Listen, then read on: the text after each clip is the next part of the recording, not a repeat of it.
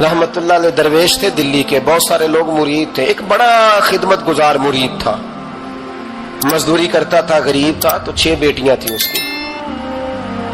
حضرت صاحب کے پاس روز آ کے کہتا حضور بچیوں کے لیے دعا کرے، اللہ کوئی اسباب پیدا کر دے، ایک بچی کی شادی کا خرچہ 1000 دینار ہے اور میں غریب ہوں۔ حضرت صاحب دعا کر دیتے۔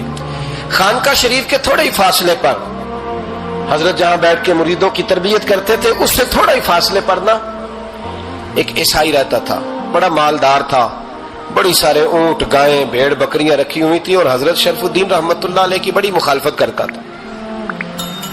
اور یہ جو آپ کا غریب مرید تھا، یہ اس کا پڑوسی تھا، ایک دن بلا کے نا ان کو کہنے لگا کہ تو کدھر جا کے جو ہے وہ ٹکرے مار رہا ہے، وہاں سے کچھ نہیں ملنے والا، وہ تجھے کیا دیں گے جن کی خانقاہ خود چندے پہ چلتی ہے، مدرسہ چندے پہ چلتا ہے، مسجد چندے پہ چلتی ہے، تیری بیٹی کا معاملہ کہاں حل ہوگا؟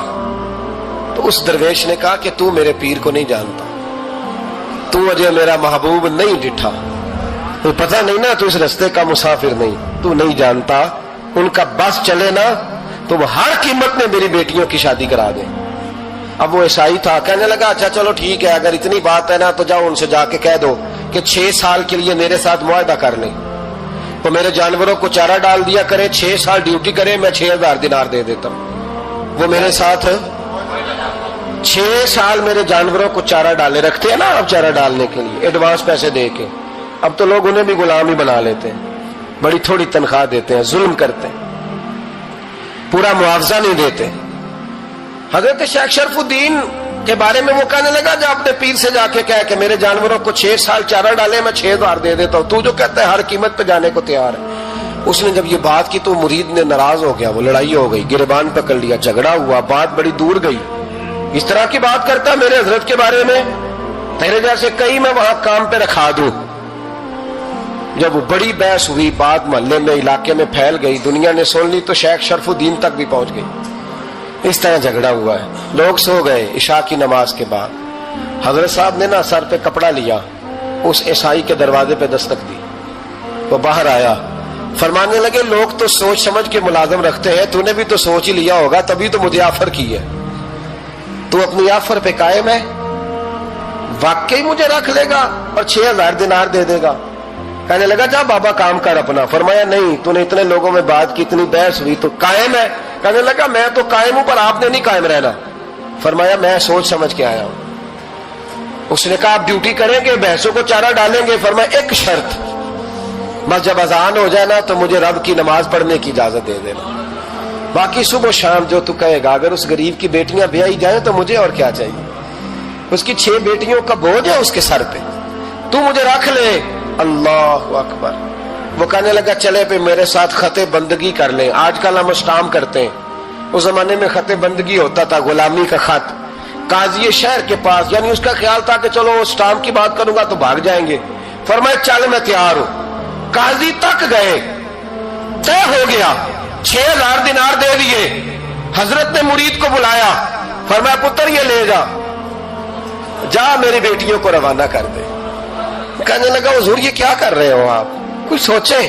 فرمایا یار جب تجھے بیٹا بنا لیا تو پھر میری پوتیاں تو لگتی ہیں نا، میرا حق تو بنتا ہے نا، جا کے ڈیوٹی کر، ان کو بیاہ دے۔ بات پھیل گئی، بادشاہ بھی عقیدت مند تھا، وہ 12000 دینار لے کے پہنچا۔ کیا بتاؤں ان رب کے بندوں کا دل کیسا ہوتا ہے، کیا درد ہوتا ہے، کیا رنگ۔ 12000 دینار لے کے بادشاہ آیا اور آ کے حضرت کو پیش کیے کہ حضور آپ دیں اس عیسائی کو ڈبل دیں اور جائیں کام کریں۔ آپ فرمانے لگے تو پیسے دے، شرطیں نہ لگا، میرا جہاں دل کرے گا میں خرچ کروں گا، مجھے تو مزہ ہی اب آنے لگا ہے، ابھی تو لطف آ رہا ہے، ابھی تو ذائقہ آیا ہے کچھ کرنے کا، پیسے دینے ہیں تو دے، پابندی نہ لگا، جہاں میرا دل کرے گا میں۔ اس نے کہا حضور ٹھیک ہے رکھ لے۔ حضرت نے فجر مسجد میں پڑھی، جیب میں 12000 دینار تھے، اعلان فرمایا بھی کسی اور کی بیٹی بھی بیٹھی ہے تو پیسے میرے پاس ہیں۔ وہ 12000 دینار بھی بانٹ دیا، اور 12000 دینار بانٹ کے نا تو پھر چلے گئے کھیت میں چارہ کاٹنے۔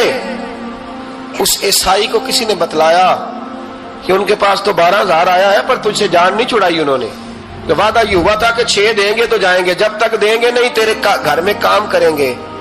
وہ نا چارہ کاٹ رہے تھے، حضرت صاحب تو وہاں پہنچ گیا، دور جا کے کھڑا ہو گیا، کہنے لگا بابا پہلے تو میں نے مسلمانوں کے اخلاق سنے تھے، اب تو میں نے دیکھ بھی لیے، پر یہ بتا جب 12,000 آیا تھا جان کیوں نہیں چھڑائی؟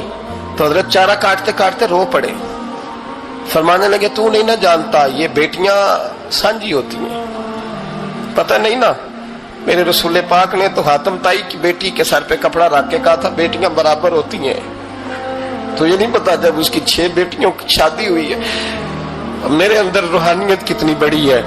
فرمایا پھر 12,000 آیا ہے تو 2-4 بچیاں پھر گئی ہیں، تو یہ نہیں پتا میں اندر سے راضی کتنا ہوں، میں تیری نوکری کرتا رہوں گا، پتہ نہیں اللہ کتنی بیٹیوں کو بیاہ دے گا۔ اتنا رویا وہ عیسائی کے پیروں میں بیٹھ گیا، کہنے لگا بابا میں نے تیری مخالفت کی ہے پر تیرے قریب آ کے پتہ چلا ہے کہ تو بہت اونچے اخلاق کا مالک ہے، اور اگر تیرا یہ مقام ہے تو تجھے اخلاق سکھانے والے محمد عربی کی شان کتنی ہوگی۔ ظالم کی بولیے جاتے نہیں لوگ جھوٹے گواہ بن کے، وکیل صاحب کو نہیں پتا ہوتا کہ یہ بندہ مجرم ہے جو میرے پاس آیا، کیا مجرموں کے وکیل نہیں ہوتے؟ بولے تو اس کو پتہ نہیں ہوتا وکیل صاحب کو کہ یہ صاحب مجرم ہے، میرے پاس مقدمہ لے کے آئے، اور اگر بے ادبی نہ ہو جائے تو میرا خیال ہے قاضی عدالت کو بھی پتا ہوتا ہے کہ مجرم کون ہے اور مظلوم۔ میرے نبی پاک صلی اللہ علیہ وسلم نے اس قدر زیادہ سختی فرمائی اس مسئلے میں، فرمایا جس کو پتا تھا کہ فلاں آدمی ظالم ہے، ظلم کر رہا، پھر وہ ظالم کا گواہ بنا یا اس نے ظالم کی مدد کی، کتنی کی؟ شارحین لکھتے ہیں چاہے اس نے ایک جملہ بول کے کی، چاہے ایک، سارے بولیے، چاہے ایک غریب کو اس نے ظلم کیا تو کہتے ہیں علاج یہ سی، چاہے ایک جملہ بول کے کی، شارحین اس حدیث کی شرح میں لکھتے ہیں ایک جملہ بول کے چاہے مدد کی، جس بندے نے کسی ظالم کی مدد کی کسی مقدمے میں یا کسی صورت میں اور اسے پتا تھا یہ ظالم ہے، میرے نبی پاک صلی اللہ تعالی علیہ وسلم فرماتے ہیں اگر اس نے مدد کی، ابھی ظالم کی بات نہیں ہو رہی، ظالم کے مددگار کی بات ہو رہی، اگر کسی نے ظالم کی مدد کی تو حضور فرماتے ہیں خدا بھی اس سے بری ذمہ ہے، رسول بھی اس سے بری ذمہ ہے۔ سنبھال کے رکھے اپنی نمازیں، قربانیاں، حج، زکوٰۃ سنبھال کے رکھے۔ اگر ظالموں کا مددگار ہے، الیکشن آ لینے دے، آپ کو نظر آ جائے گا کون کون ظالموں کا مددگار ہے، نظر آ جائے گا۔ اپنی جیب سے لوگ پیسے دے کے ظالموں کی مدد کریں گے، ان کے فلیکس چھپوائیں گے، بورڈ لگوائیں گے، جیبوں سے پیسے دے گے۔ ہم نے خود آگ لگائی ہے چمن میں اپنے، بے سبب گردشی ایام کو الزام نہ دو، ہم نے خود نور کا ظلمت سے کیا ہے سودا، کر کے توہین سحر شام کو الزام نہ دو۔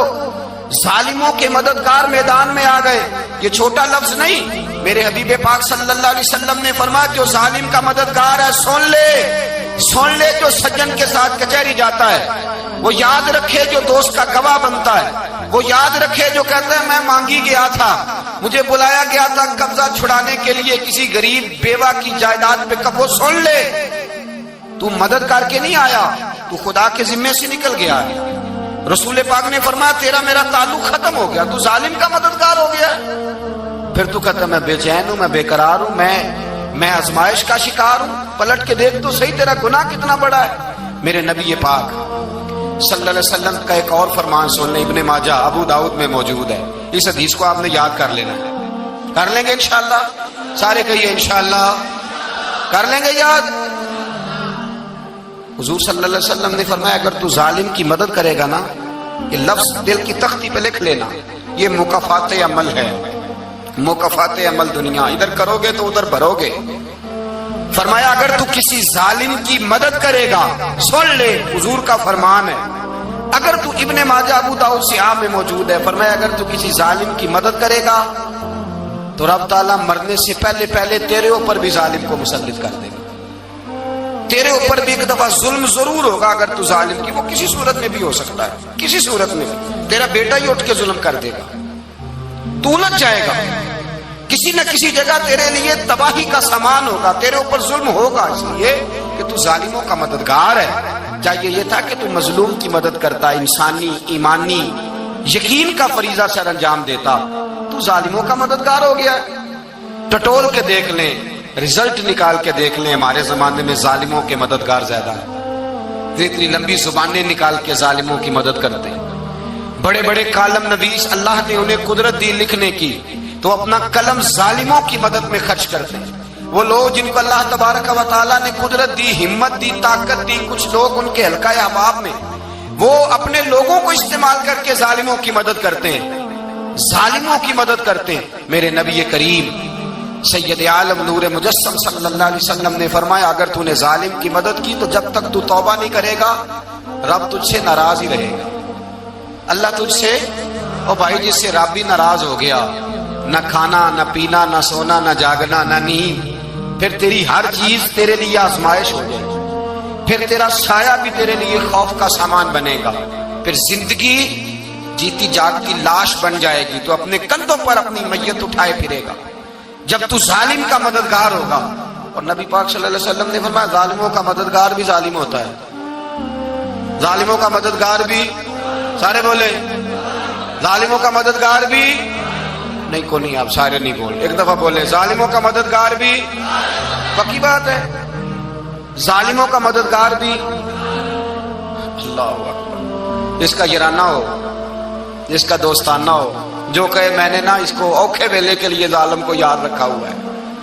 کبھی مشکل میں رکھے نہیں ہوئے لوگوں نے ظالم دوست، کہتے میں نے رکھے ہوئے ہیں، بلکہ ہمارے دیہات میں تو کہتے ہیں میں نے بازو بنائے ہوئے ہیں۔ کس کو بازو بنا لیا؟ ظالم بھی کبھی بازو ہوتا ہے، جو ظلم کی تلوار لیے میدان میں کھڑا ہے۔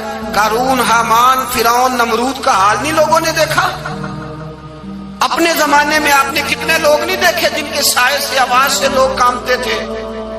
پھر پولیس کی گاڑیوں میں وہ اس طرح مردہ پڑے کہ دنیا نے تماشا دیکھا ان کا۔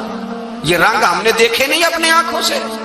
فرمایا ظالم کا مددگار بھی، جو کار میں بٹھا کے لے کے گیا وہ بھی ظالم، جس نے چائے پلائی وہ بھی، جس شخص نے کھانا کھلایا وہ بھی، جو کچہری تک ساتھ گیا وہ بھی، جس نے فلیکس کے نیچے، بڑے شرابی کے نیچے چھوٹی اپنی فوٹو لگائی وہ بھی، جو ووٹ کی پرچی ڈالنے گیا وہ بھی۔ کہہ دینا باہر نکل کے کہ حضرت صاحب نے سیاسی تقریر کی ہے، کہہ دینا، پر بات تو سچی ہے نا۔ خو کرے ہم تو سے تھوڑا سا گلا بھی سن لے، خو کرے ہم تو سے تھوڑا سا بھی گلا۔ امام مالک کے پاس ایک بندہ آیا، اس نے کہا حضور میں درزی ہوں، ایک ظالم بادشاہ مجھ سے کپڑے سلواتا ہے، میں تو ظالموں کا مددگار نہیں نا۔ ایک ظالم بادشاہ مجھ سے، حضور میں تو مددگار نہیں نا ظالموں کا، جو فرمایا ظالموں کا مددگار بھی ظالم ہوتا ہے، تو کپڑے لے کے آتا ہے میں سی کے دے دیتا ہوں، ذمہ داری نہیں۔ ایک آدمی دکاندار ہے، اس سے کوئی بندہ چیز خریدنے آئے گا تو تھوڑی کہے گا میں نے نہیں دینی، تو دے گا۔ کوئی بندہ اگر کسی شخص سے کوئی کام کہتا ہے جو اس کی فیلڈ ہے، اس کا شعبہ ہے، اس کا معاش کا وہ سلسلہ ہے، کہتے ہیں یا رسول اللہ صلی اللہ علیہ وسلم ظالموں کا مددگار بھی ظالم، حضور نے فرما دیا۔ تو امام مالک سے بندے نے مسئلہ پوچھا، دل کی تختی پہ لکھنے والی باتیں ہیں، کہا حضور میں درزی ہوں، ظالم کپڑے سلواتے ہیں، میں تو مددگار نہیں نا۔ امام صاحب کہنے لگے نہیں، مددگار تو وہ ہوگا جو تجھے سوئی دھاگا فراہم کرے گا، تو تو پورے کپڑے سی کے دیتا ہے، تو تو خود بہت بڑا ظالم ہے، تو پورے سوٹ سی کے دیتا ہے، تو تو بہت بڑا ظالم خود ہے۔ مددگار تو وہ ہوگا جو تجھے دھاگا دے گا، جو تجھے بٹن دے گا، جو تجھے نلکی دے گا۔ جو ظالم سے اتنی نفرت ظلم کر کے بنتا ہے، یہاں تو ہمارے زمانے میں ہیرو بن جاتے ہیں لوگ، ظالم ہیرو ہے، لوگ اس سے ڈرتے پھرتے ہیں، گھومتے پھرتے ہیں، اور بہت سارے کم مزاج لوگ اس کے پیچھے ہاتھ باندھ کے پھرتے ہیں۔ ظالموں کی مدد کرنا، ظالموں کے ساتھ رہنا، یہ ظلم ہے، ظلم، یہ زیادتی ہے۔ میرے نبی پاک صلی اللہ تعالی علیہ وآلہ وسلم نے ارشاد فرمایا، یاد رکھو رب فرماتا ہے میں مظلوم کی مدد ضرور کروں گا، چاہے جلدی کروں چاہے دیر سے کروں، میں مظلوم کی مدد۔ اور حضور صلی اللہ علیہ وسلم نے فرمایا ہے، حضرت معاذ بن جبل کہتے ہیں حضور نے مجھے یمن کا گورنر بنایا، جب میں جانے لگا نا تو حضور نے بڑی نصیحتیں کی، بخاری میں موجود ہے، فرماتے ہیں جب میں پلٹنے لگا تو میرے رسول نے فرمایا معاذ ایک منٹ ٹھہر جا، ایک بات میری یاد رکھنا، اس کو نہ بھولنا۔ کہا حضور کیا؟ فرمایا دیکھنا کسی پہ ظلم نہ کر بیٹھنا، کہیں تجھ سے زیادتی نہ ہو جائے۔ محبوبہ پھر حضور نے فرمایا سن میرے معاذ، میں تجھے گورنر بنا رہا ہوں، زیادتی نہ کر بیٹھنا۔ یا رسول اللہ صلی اللہ علیہ وسلم کیا ہوتا ہے؟ تو میرے کریم نے فرمایا جب مظلوم دعا کے لیے ہاتھ اٹھاتا ہے تو عرش کا مالک کہتا ہے فرشتوں پیچھے ہٹ جاؤ، عرش کا مالک کہتا ہے